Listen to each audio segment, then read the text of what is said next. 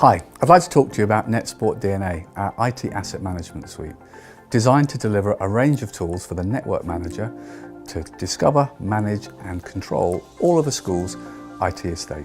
So at the heart of any good network IT management solution, and in particular NetSport DNA for schools, is the ability to identify and discover all of the IT assets across a school or MAT estate.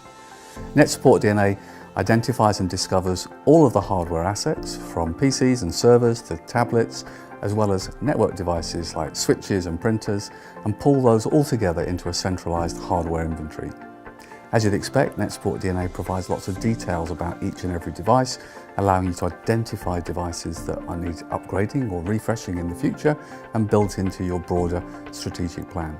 Just in case you have new devices arriving at different times, it also has an auto discovery feature, so it will alert the network manager when new devices have been identified. Once you've got that vision of all of your kit within the network, the next layer is that second big cost for a school, which is the software you use on those devices.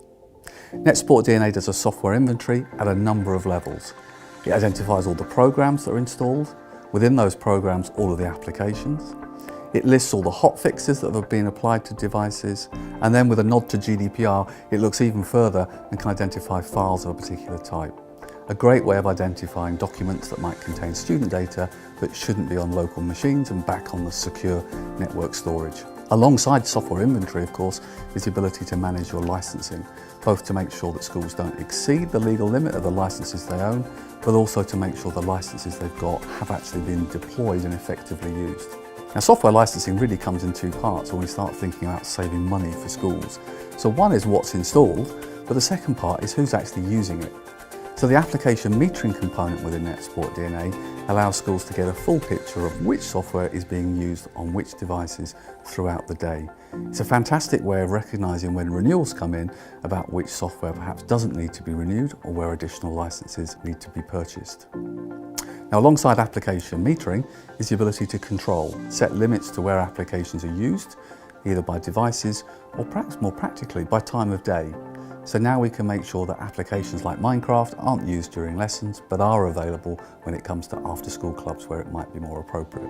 Once we've got our software and we know how it's being used, the final piece of the jigsaw puzzle is software distribution, the ability to take new packages that the school needs or updates and push those out automatically onto devices across the network. And again, NetSport DNA provides the flexibility to either push when the network manager wants to schedule those updates, or publish those for pull when staff within the school or trust can pull down applications that have been published as available for them within their particular department. That gives us our full ecosystem of software management. And NetSupport also tries to make sure that our products are as accessible and usable as possible. And with that in mind, the same way we meter and control applications is reflected for the internet. Again, within NetSport DNA, we can identify and monitor all online web activity by staff and students. And within that, we can provide whitelists and blacklists and control access to certain websites, again, by time of day. A great example perhaps is controlling when social media is or isn't accessible to users. Now, as well as that metering, NetSport extends further and says, well, what about print usage? So typical usage, print jobs, average number of pages printed, costs are all captured within NetSport DNA. And following that monitoring of print usage, it also monitors energy usage.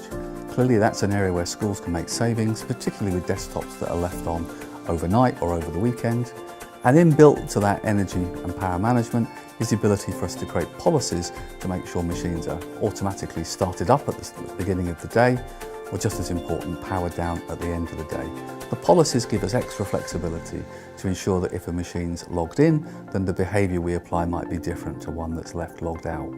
Equally, it's about those granular details, like making sure that school holidays and public holidays are missed and skipped from the auto startup routines.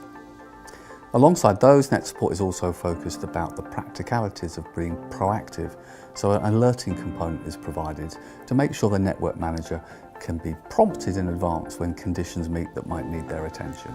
Disk space is running low, antivirus software has been stopped or upgraded, or other events that might draw their attention in advance of it being disruptive to staff working. Now, if we think about the bigger picture of being able to identify our kit, our software, who's using it, where they're going and what time of day they're on the devices, we can aggregate all that information back to a central view, which is our activity monitoring, allowing us either to pick an individual student or a device and see a history for a dedicated period of time. Now, all of this is wrapped around with the idea that we need to bring these tools together to empower a network manager to make sure all of this valuable kit is operational 24/7. And with that in mind, there is a range of tools specific for the network manager to use on an immediacy basis. It starts with a full view of all the active online devices, whether that be in a visual sense to see things like who's logged in, how much CPU is being utilised, network activity, to flipping that view to interactive thumbnails where they can see at a glance who's active, who's online, what's going on with those machines.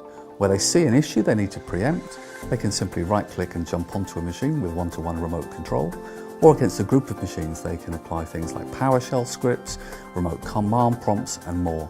In our new Spotlight feature, they can select a particular PC, pop open a window and instantly see everything from processes and services and applications running, and more importantly, they can control, stop and start those things to affect any conditions that they might need.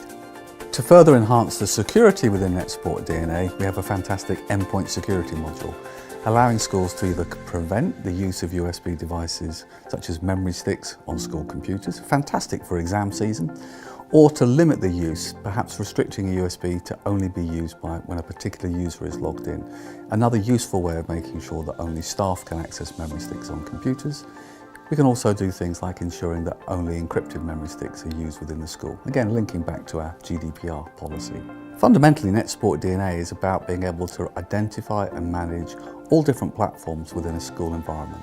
It has its flexibility to be scalable, including inbuilt gateway components for joining schools across a MAT or district back to a central point. It has the flexibility of remote control across local and remote sites, again without the requirement of any third-party services. It's simple to implement, it's simple to use, and most importantly of all, it's low cost, and the functionality of the product is designed to help save money, delivering a really quick return on your investment.